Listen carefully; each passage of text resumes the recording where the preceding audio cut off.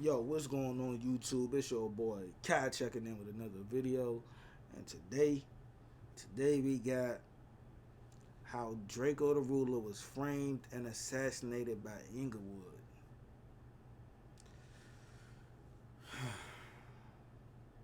Let's get into it. Oh, they running. Oh, they running. Oh, them niggas running. If you were at the 2021 Once Upon a Time in LA Music Festival, you were there to watch live And that's crazy. Come on, let's get into it. performances and have a good time. But for Drakeo the Ruler, his night went differently.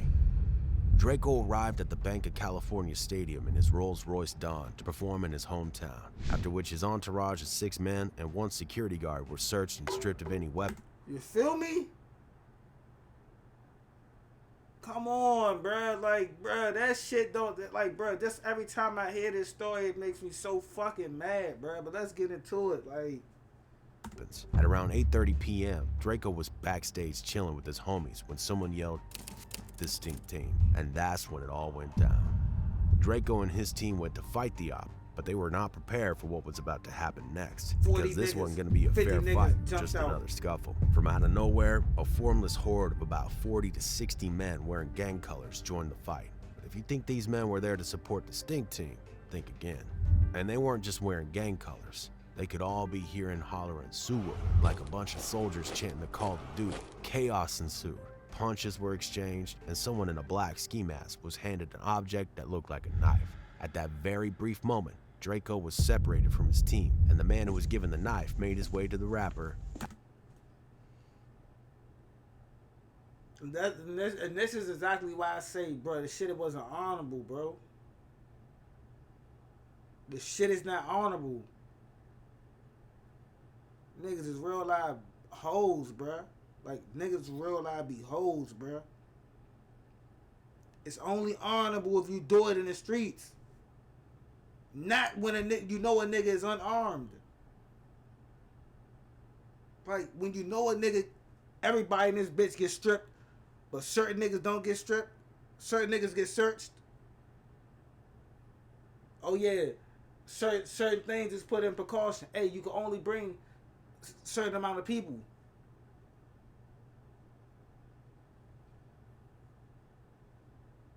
But then it's like, I be thinking like, damn, Drakeo, you should have, hey, we ain't even on that.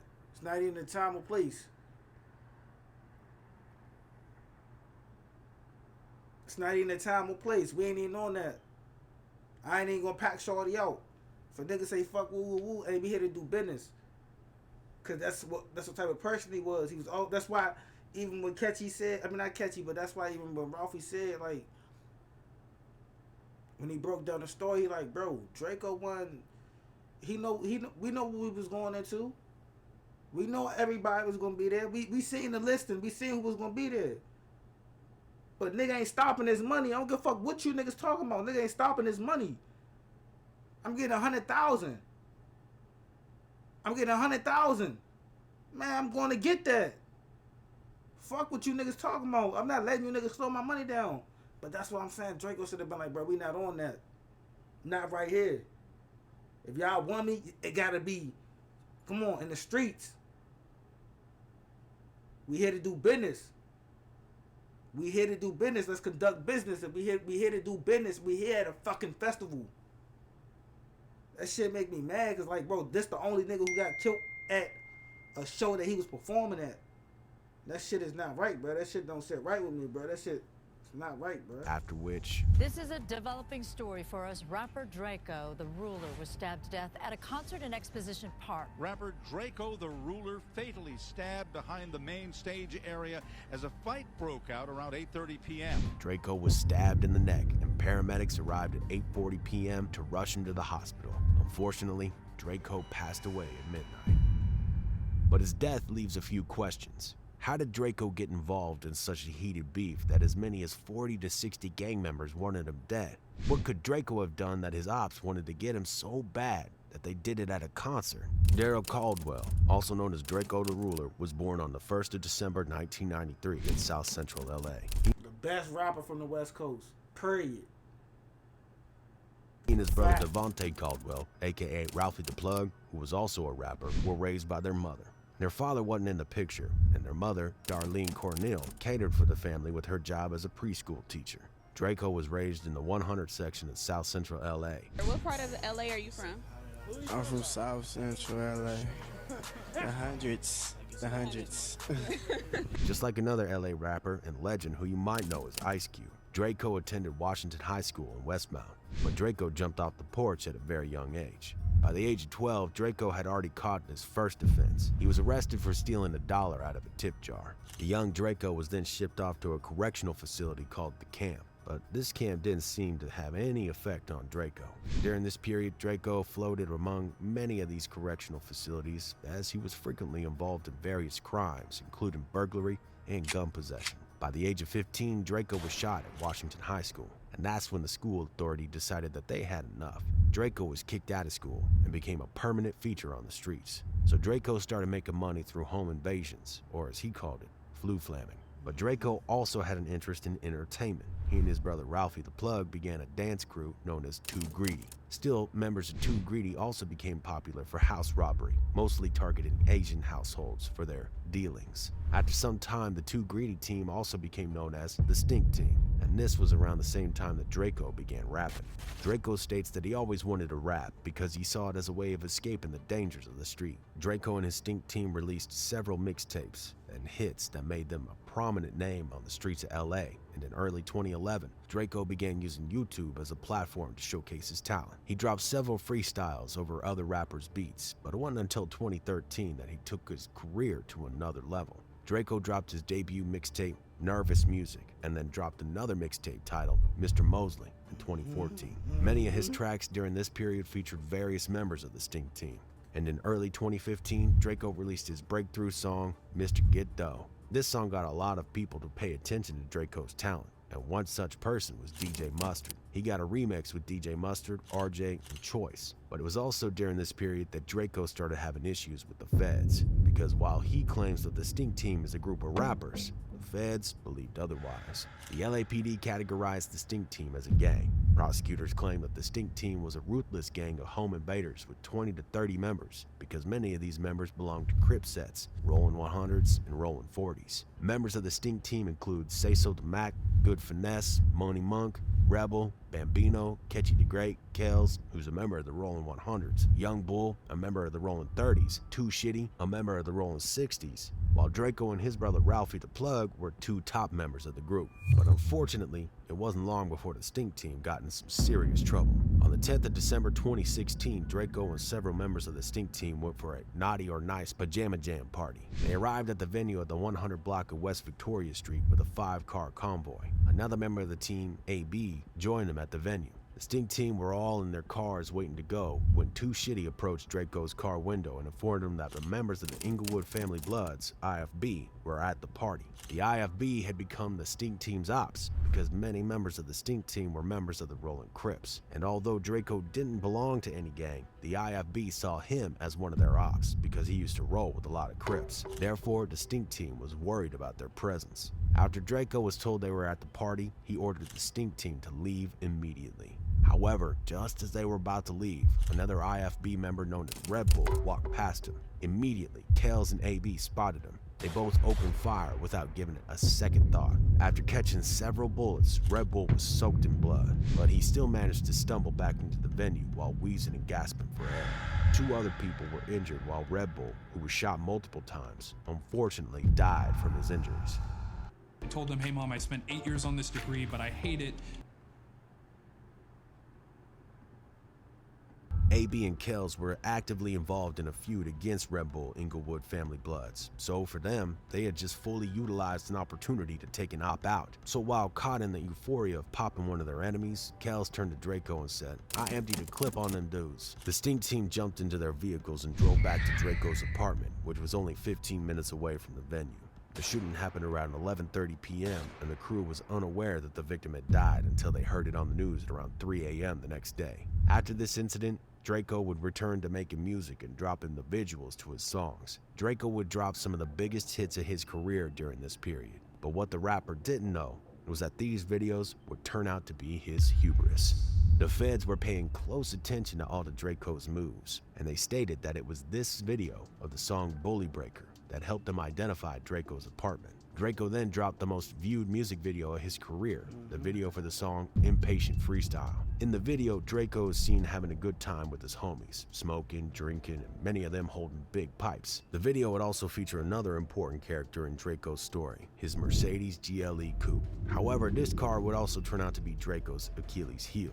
The cops explained that this car matched the description given to them by eyewitnesses as one of the cars involved in Red Bull's murder. Drakeo's life was about to take a massive turn that no one saw coming.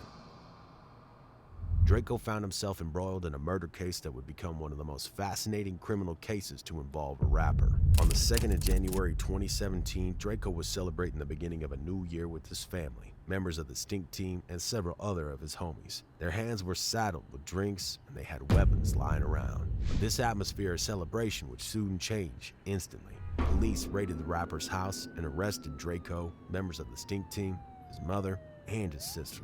Drakeo was charged with 6 counts of unlawful possession of a firearm by a felon. However, the guns that were found in Drakeo's house weren't the ones that were used for the murder.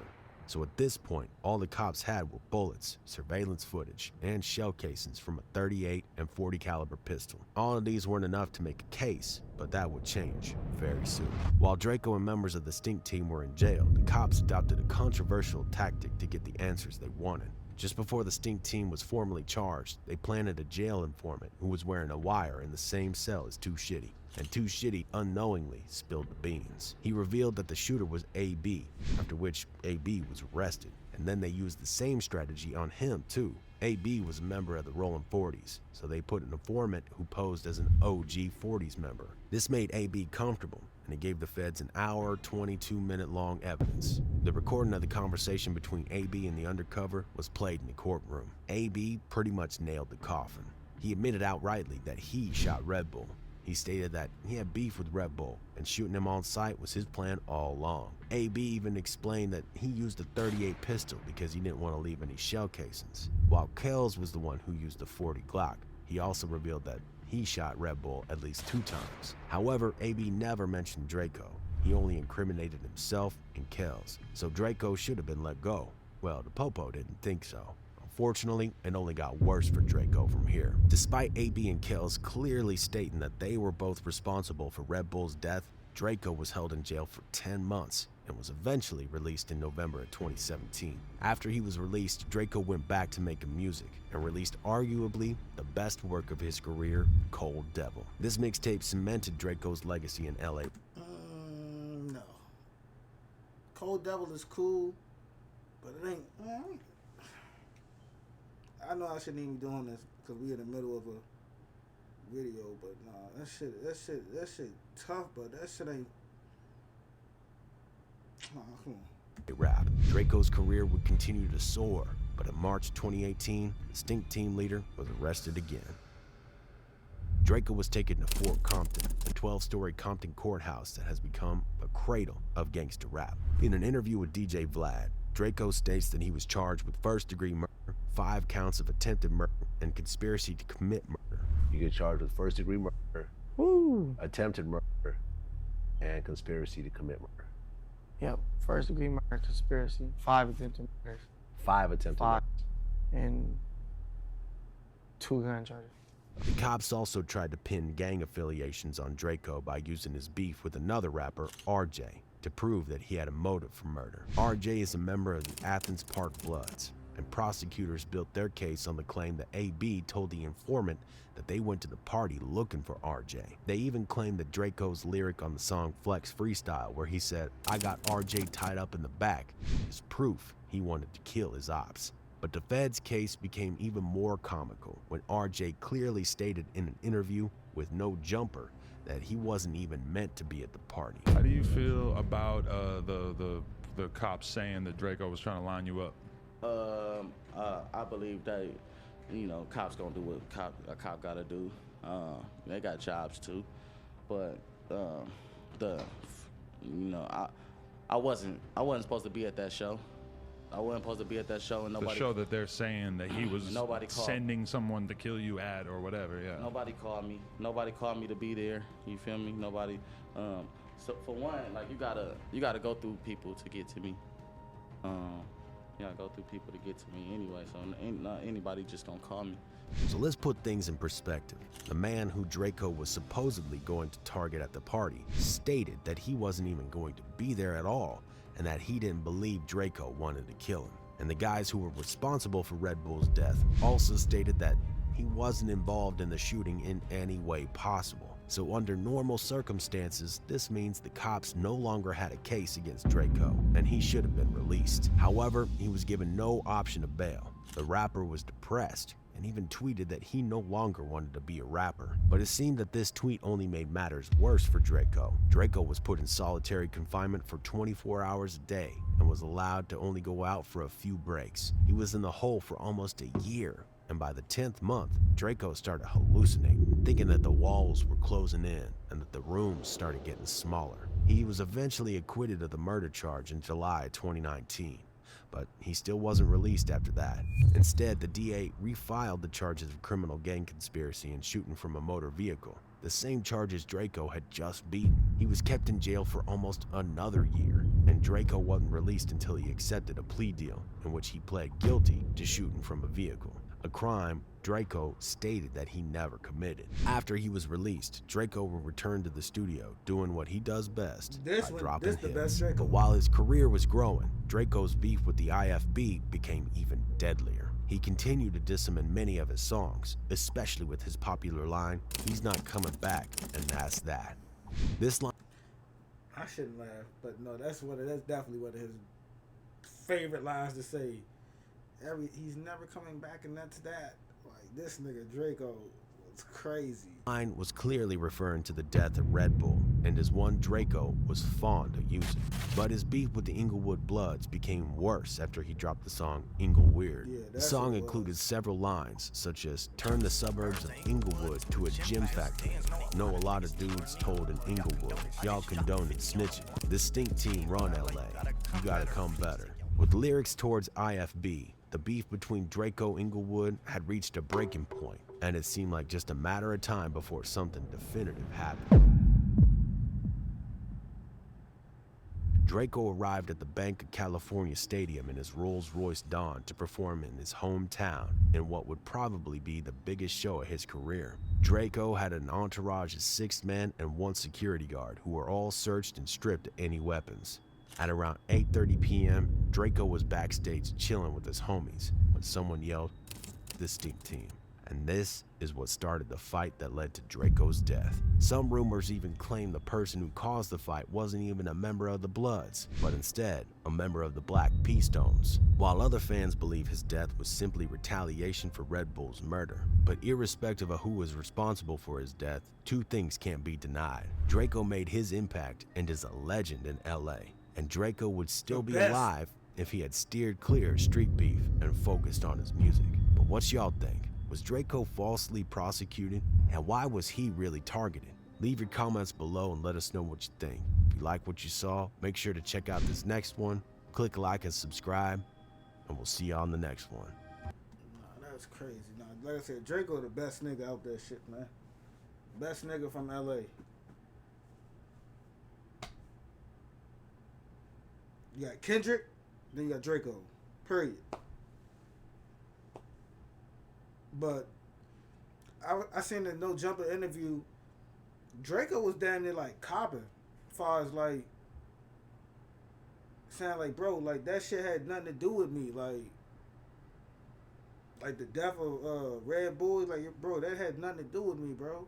He even told him, he's like, bro, bro, that had nothing to do with me, bro.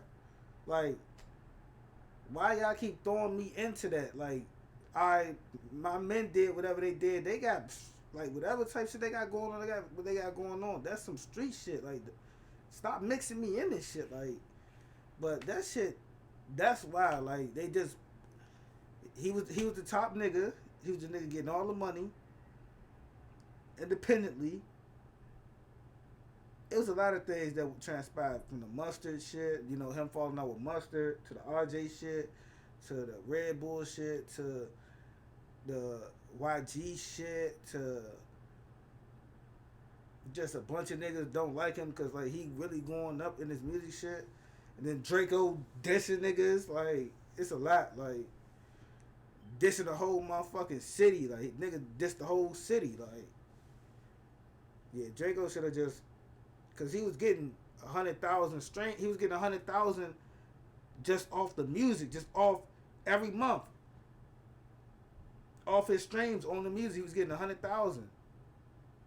So he could have just really just been on some cool shit, but I get it. Drakeo ain't want to come off like a sucker. Like he like, bro, y'all not gonna keep playing with my name, like, or playing with nobody. Like y'all not, I'm not one of them. So I get it, but that's just the. Sometimes niggas just gotta take the high road, like. But that's my opinion. Like I said, see y'all in the next video. Peace.